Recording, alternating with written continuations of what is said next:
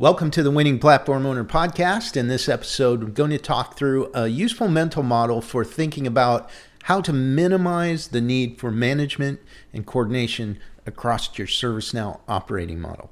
So if that sounds interesting to you, or if you just want to hear about what's been going on in my world for the last couple of weeks, I'm going to talk about that too. And let's go.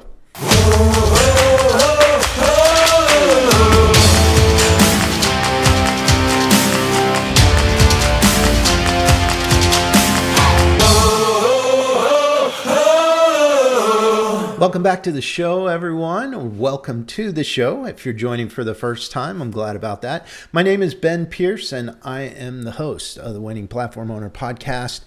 Glad you joined us today. This podcast is dedicated to helping ServiceNow platform owners win, which really boils down to getting just a little bit better every day. And if we keep doing that, we end up winning on a consistent basis. So that's what I try and do with the podcast.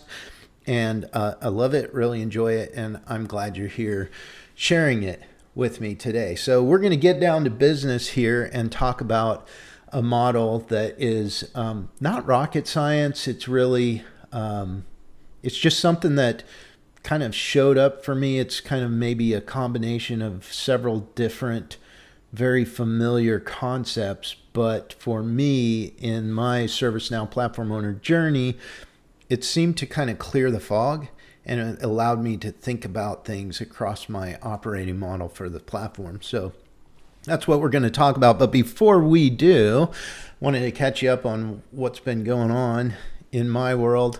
It allows me to decompress a little bit. But it's been a flurry in the last few weeks. So the big thing that happened was my oldest son got married.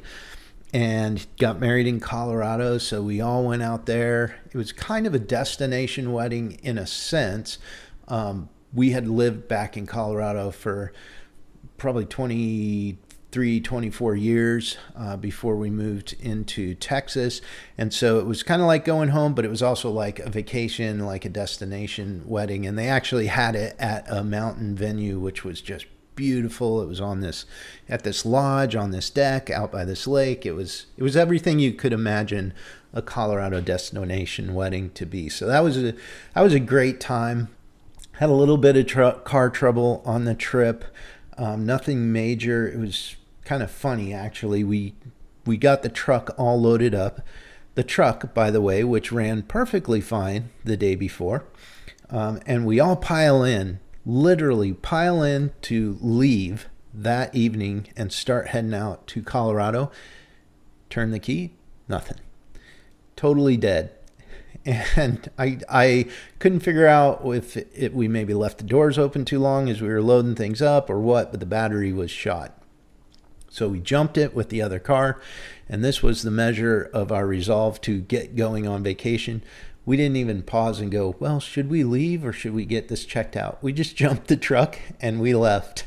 And that was probably more my doing. My wife maybe would have thought about it a little harder, but I wanted to get going. And so we left, and I kind of figured, well, we'll be traveling with someone, so we'll just get a jump if we need a jump anytime we stop. And wouldn't you know it, that is exactly what happened. We stopped for gas, we need to jump. We stopped for food, we need to jump. All the way to Colorado. By the time we got to Trinidad, Colorado, I had just about enough, and so we ended up stopping at Walmart there and changing out the battery there in the parking lot. So that was fun, but I had some help, and so that was just fine. And had a little trouble after that, but it all evened out, and we were good to go the rest of the trip. So that made it exciting, but it was a fun trip. Now we're back and planning for fall. Like we did a lot of planning for this wedding. So I thought maybe the planning was behind us, and I definitely thought the money spending was behind us, but evidently it's not either, because we are planning for fall, and so my daughter is a senior in college and she plays soccer, and so we're looking at, this is going to be her last season, right? So we're going to try and get to as many games as we can, and go to senior weekend and all that, and just get to as many as we can. And she plays out of state from us, so that's a little bit difficult, but we're going to do it. So we're planning for that. We're planning for concerts. My other daughter wants to go for King and Country concert, so getting that on the books. And then UT game. My other daughter wants to go to UT game football, and those are always fun. So we're getting those on the books, and then it's going to be a flurry. My son, my youngest son, is going to be playing football, so we're eagerly anticipating his schedule this fall, and tons of planning, tons of flurry of activity. So it's kind of nice to do the podcast and get back to some normal living and get back to kind of what my normal brain cycles are always thinking about, which is ServiceNow platform owner stuff. And one more weird thing. So as I speak right now, recording this podcast, there's a small black toy poodle sitting next to me, and that's not normal, but there he is. He's just sitting there. The story behind that is my daughter, who's a senior in college, she needed some extra money, so she decided to babysit this dog at our house. And I don't even know the dog's name, but for whatever reason, they showed up this morning, they dropped the dog off, and I don't know why, but the dog just likes me. It just follows me around everywhere. I have no idea why. I didn't do anything to this dog, feed it treats or anything like that. It's just following me around and literally will not leave my side. So there he sits. I don't even know his name. Just a little black toy poodle dog, but hey, he's being quiet and just sitting there watching. So there you go. That's what's been going on in my world and what continues to go on in my world. And so let's get down to business. Let's talk about this model here. Again, not super rocket science, but hopefully something in this might be helpful for you as you go about your journey as a ServiceNow platform owner. First, let's talk about the problem that this mental model solves. As a ServiceNow platform owner, you don't have endless time, right? We wish we had more time. Typically, you run out of time. And the more management and coordination that you need across your operating model, the more of your time is taken up, basically by administrative overhead, whether that's directing people, answering questions, navigating some sort of risk that has come up or issue that has come up. It could be any number of different things, but imagine your day if you had far less management and coordination type time that you spent. I'm not saying that you want to get out of the business of managing the folks in the operating model or managing the processes. That's not what I'm talking about. I'm talking about doing things intentionally that minimize the waste in that area. That's the problem it solves, or at least it solved it for me. And it probably solved it for other people on my team and those operating inside the ServiceNow operating model that we had, because they weren't wasting time doing management, coordination, answering my questions or checking in, or, it saved them time as well. So I'm sure it helped them. So how do we look at this management coordination thing? What is the mental model? Well, it's pretty simple. It's 3 pieces. And if you can gain control over these 3 different areas, largely it minimizes management and coordination waste. So I'm going to start off just kind of giving you the whole model, and then we'll break down different pieces of it. Again, it's not complex. It won't take that long to do it. Here's the whole thing. High risk, high size/complexity, low delivery maturity equals greater need for management and coordination. High risk, high size complexity, low delivery maturity equals greater need for management and coordination. All right, so let me break down the way that I use this and how it worked for me, how it was successful for me. First, high risk. So what I did was I tried to drain out risk as much as possible in the work that the team was doing. That means I wouldn't take on things that were too risky. I would literally say, no, we're not going to do that. Or we're not going to do that this sprint, and wait for the team to kind of break it down so that we could figure out and mitigate some of the risk. I would look at things, and if it was risky for the organization, if it was risky for the team, if we didn't know if it would be adopted, sometimes that was a risk.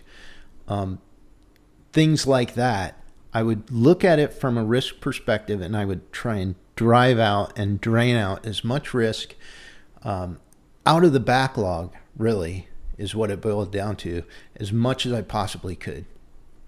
Wouldn't let things get into the sprint if there was too much risk. So drain risk out.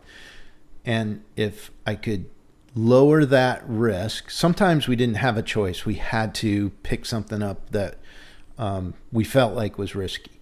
But if we could keep that risk low, then we were well on our way to eliminating a lot of management and coordination overhead that was needed for the team and for the others in the operating model to deliver successfully, deliver quickly, all of that. So that's risk. The size complexity is exactly what you'd think it would be, right? I guess it's kind of related to risk, but we looked at it differently, or I looked at it differently. And it was simple. If it was too big, then we'd break it down. Break it down, break it down. So get that size, and it could be big, but it's not very complex. That's different. But we got that complexity to break down. And maybe that was breaking down stories. Maybe it was just taking extra time in a kind of a learning sprint, right? Where we would just kind of learn more about it, and that would minimize the complexity. Whatever we had to do to drive down size and complexity, we would do that as well. So you had driving down of risk and driving down the size and complexity of these pieces of work. Then you have delivery maturity. And this has two aspects to it. One is the actual maturity and skill level of your team members. And this could be developers, it could be testers, it could be anyone across your operating model. You have to assess, what is my delivery maturity across the board, and be real brutally honest with yourself as a platform owner. What is it? And by the way, you play into that, right? So if you haven't been a platform owner very long, that drives down your delivery maturity score, if you will, right? It drives down your delivery maturity. So you have to look at your whole team. You have to look at you have to look at the people involved in the delivery pipeline in your operating model and go, what is our delivery maturity from a skill perspective on the platform? That's one that you have to drive up, right? You're starting out low and you're trying to get it better, higher in that maturity area. That's one team skill or role skill across the operating model. The second is your delivery processes. So your sprint cadences, your agile ceremonies, your deployment processes, all of these things have to be at a certain maturity level. And again, you have to be brutally honest with yourself. You can't look at it and go, well, that's, for the most part, we're pretty good. I think we're okay for where we're at. No, you kind of have to be brutal with yourself and go, no, look, do we deliver everything that we think we're going to deliver at the beginning of a sprint? And do we do it with quality? And how are our processes? Do those help us or do they impede us? Is there work that needs to be done? So if there is, then you have to take the time to increase that maturity, the delivery process maturity. So you have two aspects to delivery maturity: the skills of the team, and then also your delivery processes. If those are low, you're automatically going to create management and coordination overhead. There's just going to be a ton of it. So you have to drive those up. So those are the three things. Let's review them real quick, and then just an interesting thing that I've noticed over the years to close us out. So risk, you have to drain risk out of all of those work items. Drive down size and complexity, break it up, and then drive up your delivery maturity, both in skills on the team and on resources in the operating model, but then also in your delivering processes. Those are the three areas. If you're doing those things over time, you're gradually going to drive down the need for management and coordination across the operating model. The interesting thing that I noticed about this is that the three things, risk, size/complexity, and delivery maturity, they affect one another. The easiest example of that is if you have a higher delivery maturity, you can actually take on higher size complexity, right? That makes sense. And in some sense, you can take on a little bit more risk if you have a higher delivery maturity. Not always, but there are some instances where that's true. So they impact one another, right? And what you can do is you can start to kind of use those three things as levers. You can understand, okay, I have high delivery maturity. That means I can take on a little bit higher complexity in the work items, and that's probably okay. The other thing you can do is go, well, okay, no, we're going to stay on driving down risk and size and complexity, even though we have a high delivery maturity, and that's going to make us faster at putting out incremental value. So there's an interesting relationship between those three things that I've found.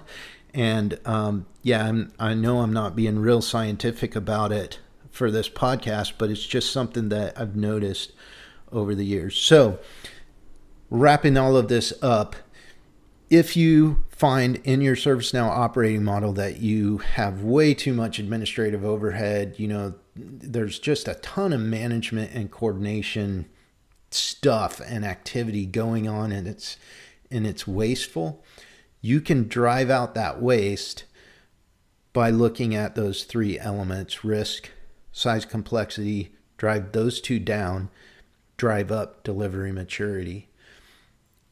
And this, like I said, is a simple model, but it seemed to work pretty well for me, at least. And it was nice that it was simple, because then I could get my brain around it, and kind of gives you just a few things to focus on. And sometimes you have to be pretty relentless at each one of those, but over time you can start to see results from it. So that's content I have for you today. I hope you enjoyed that. I enjoyed this episode. I really did. Looking forward to the next one. But in the meantime, until then, please subscribe to this podcast. That really helps me out. Reach out to me on LinkedIn. I'll put my LinkedIn contact in the show notes. Please reach out to me, connect with me. I love connecting with other ServiceNow platform owners and really anyone in the ServiceNow ecosystem. I love the ServiceNow ecosystem. So reach out to me, and I wish you all the best on your ServiceNow platform owner journey. Thank you for listening. We'll see you next time on the Winning Platform Owner Podcast.